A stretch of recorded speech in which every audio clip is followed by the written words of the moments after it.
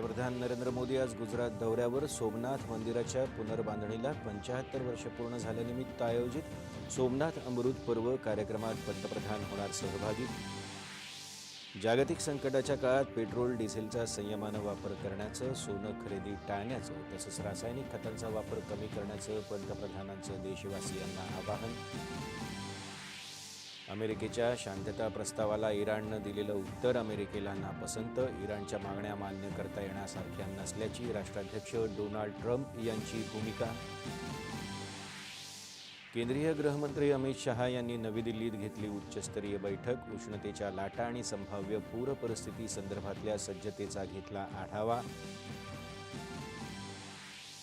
राज्यात येत्या जुलै महिन्यापासून लँड टायटलिंग ॲक्ट लागू होणार. असा कायदा करणारं महाराष्ट्र हे देशातलं पहिलं राज्य असेल, महसूल मंत्री चंद्रशेखर बावनकुळे. आणि भारतरत्न डॉक्टर बाबासाहेब आंबेडकर यांच्या 135व्या जयंती उत्सवानिमित्त मुंबईत ड्रोन शो आणि सांस्कृतिक कार्यक्रमाचं आयोजन.